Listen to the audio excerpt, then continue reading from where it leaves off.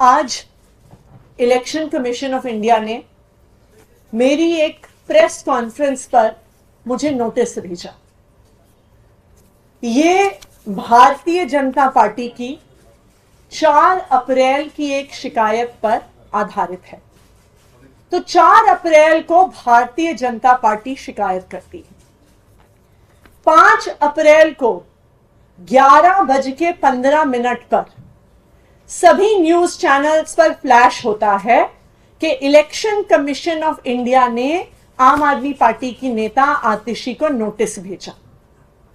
हर channel पे ये news चलने के बाद 11:15 पर यह न्यूज टीवी पर चलती है और उसके आधा घंटा बाद 11:45 पर मुझे एक्चुअली नोटिस मिलता है। नोटिस मुझे ईमेल किया जाता है।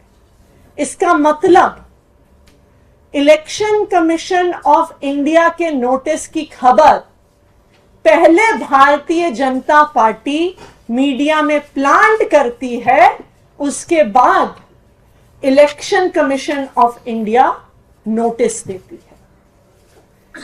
आज मैं इस देश की इलेक्शन कमीशन से पूछना चाहती हूं, क्या आप भारतीय जनता पार्टी का एक अनुषांगिक संगठन बन गए हैं? जब enforcement directorate model code of conduct लगने के बाद एक सिटिंग चीफ मिनिस्टर, एक ऑपोजिशन के प्रमुख चेहरे, देश की 6 नेशनल पार्टीज में से एक के नेशनल कन्वीनर को गिरफ्तार करती है, तो क्या इलेक्शन कमीशन ईडी को नोटिस भेजती है? जब इनकम टैक्स डिपार्टमेंट देश की एक बड़ी ऑपोजिशन पार्टी कांग्रेस पार्टी का बैंक अकाउंट सील करती है, तो क्या election commission income tax department को नोटिस भेजती है? जब income tax department CPI CPM को बरसों पुरानी उनकी फाइलिंग के बारे में, उनकी रिटर्न्स के बारे में चुनाव की घोषणा के बाद नोटिस भेजती है, तो क्या इलेक्शन कमीशन केंद्र सरकार की इनकम टैक्स डिपार्टमेंट को नोटिस भेजती है?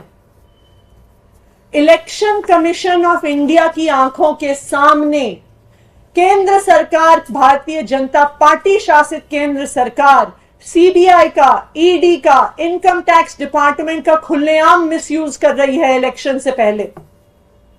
इलेक्शन कमीशन ऑफ इंडिया विपक्ष की जहां पे सरकारें हैं, वहां पे चीफ सेक्रेटरी बदल देती है, होम सेक्रेटरी बदल देती है, डीजीपी पुलिस बदल देती है, लेकिन जब विपक्ष के नेता, इंडिया गठबंधन के नेता इलेक्शन कमीशन के पास जाते हैं और ये डिमांड करते हैं कि चुनाव तक इंटरिम तौर पर income tax department, CBI, ED के डायरेक्टर्स को बदला जाए, तो इलेक्शन कमीशन कुछ नहीं करता।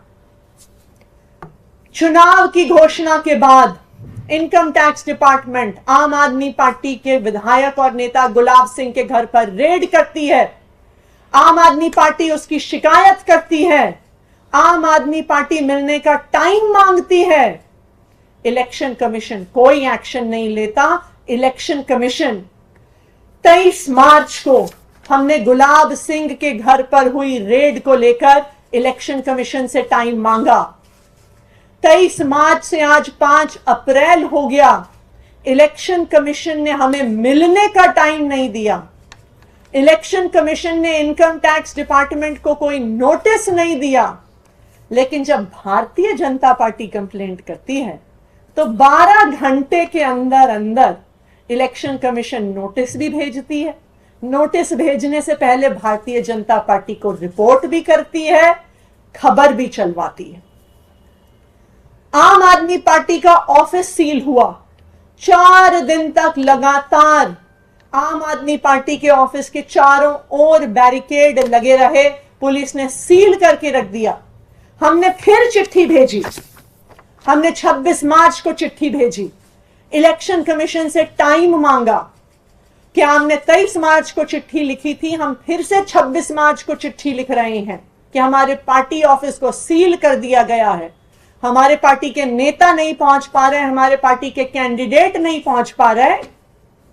लेकिन इलेक्शन कमीशन ने टाइम नहीं दिया, इलेक्शन कमीशन ने दिल्ली पुलिस को नोटिस नहीं दिया। उसके बाद आम आदमी पार्टी ने भारतीय जनता पार्टी के इल्लीगल होर्डिंग्स के बारे में शिकायत भेजी।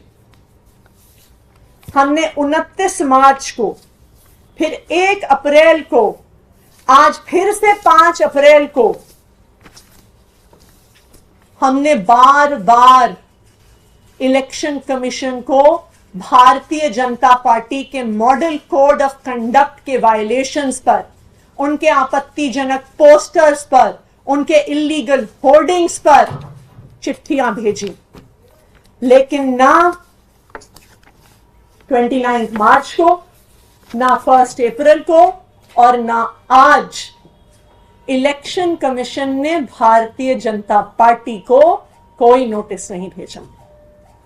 तो आज ये देश के लिए चिंता का विषय है कि इलेक्शन कमीशन ऑफ इंडिया, जिसकी जिम्मेदारी है नॉन पार्टिजन होना, जिसकी जिम्मेदारी है फ्री एंड फेयर इलेक्शन करवाना, जिसकी जिम्मेदारी है लेवल प्लेइंग फील्ड देना, आज उस इलेक्शन कमीशन की न्यूट्रलिटी पर सवाल उठ रहा है।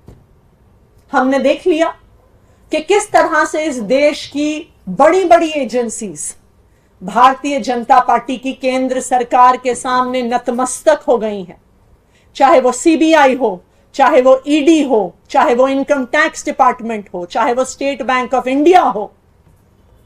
लेकिन आज मैं इलेक्शन कमीशन से अपील करना चाहती हूं कि आपको इस देश के संविधान ने एक बहुत बड़ी जिम्मेदारी दी है।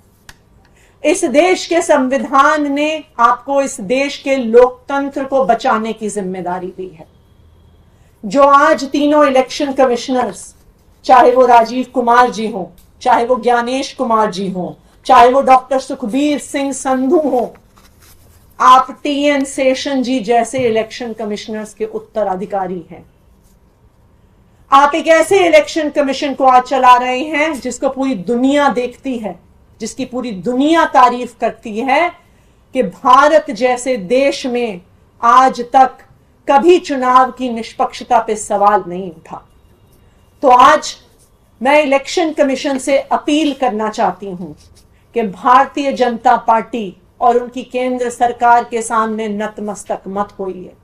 जिस तरह इतने सालों के बाद भी पूरा देश टीएन शेषन जी को याद करता है कि उन्होंने फ्री एंड फेयर इलेक्शंस, एक ट्रांसपेरेंट इलेक्शन प्रोसेस, एक लेवल प्लेइंग फील्ड को एक नई ऊंचाइयों पे लेके गए।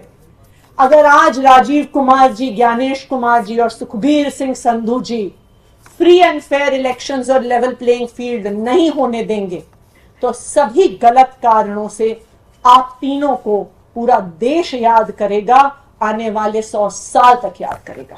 Thank you. आप इस नोटिस का जवाब देंगे आपकी तरफ से क्या? देखिए, हम बिल्कुल इस नोटिस का जवाब देंगे और हम इस नोटिस के जवाब में इलेक्शन कमीशन को उनकी न्यूट्रलिटी, उनकी नॉन पार्टिजनशिप की क्या जिम्मेदारी है उसको याद करवाएंगे।